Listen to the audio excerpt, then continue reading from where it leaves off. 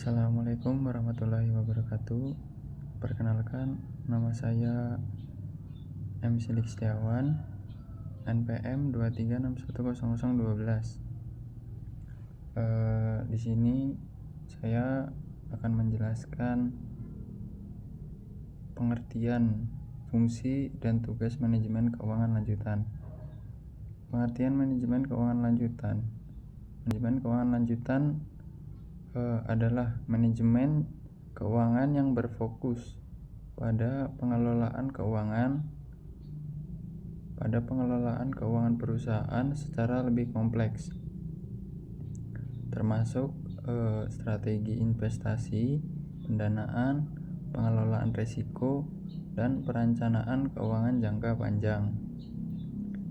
Konsep ini mencakup analisis yang lebih mendalam terhadap keputusan keuangan untuk memaksimalkan nilai perusahaan dan meningkatkan kesejahteraan pemegang saham.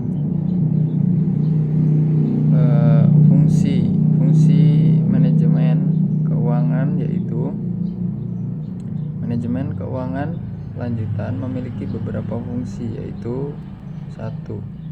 Perencanaan keuangan atau financial planning. Perencanaan keuangan itu meliputi penyusunan strategi investasi dan pendanaan jangka panjang, membuat proyeksi keuangan perusahaan. 2. Pengambilan keputusan investasi.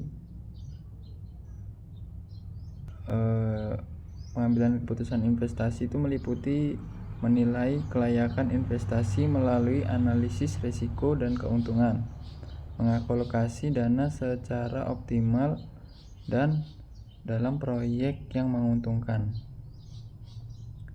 Ketiga, ada keputusan pendanaan.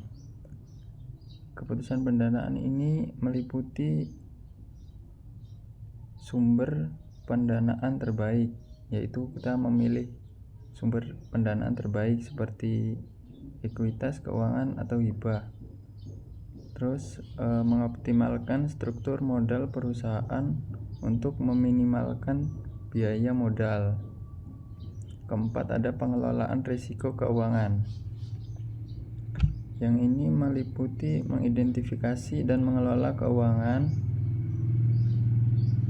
mengelola risiko keuangan seperti risiko pasar, likuiditas, dan kredit. Menggunakan instrumen lindung seperti derivatif untuk mengurangi risiko. 5. Pengawasan dan pengendalian keuangan. Di sini mencakup tentang menganalisis laporan keuangan untuk mengevaluasi kinerja perusahaan, menyesuaikan strategi keuangan berdasarkan pasar dan ekonomi. Berikutnya tentang tujuan manajemen keuangan. Manajemen keuangan bertujuan untuk meningkatkan perusahaan. Maksudnya meningkatkan itu mengelola keuangan dengan baik untuk meningkatkan harga saham dan keuntungan pemegang saham. Kemudian memastikan kesehatan keuangan perusahaan, yaitu mengoptimalkan arus kas dan modal kerja dalam perusahaan.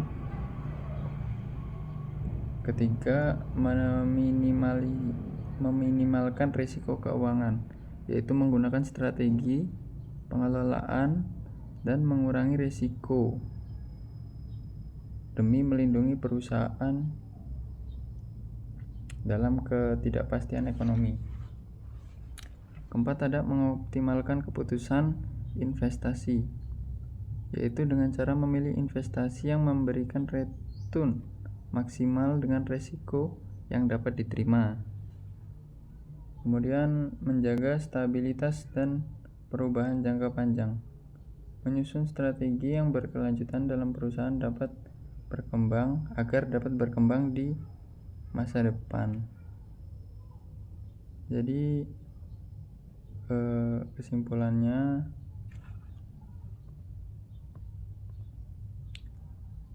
Manajemen keuangan yang baik membantu individu maupun perusahaan dalam mencapai kestabilan keuangan, pertumbuhan bisnis, dan pengelolaan risiko yang efektif.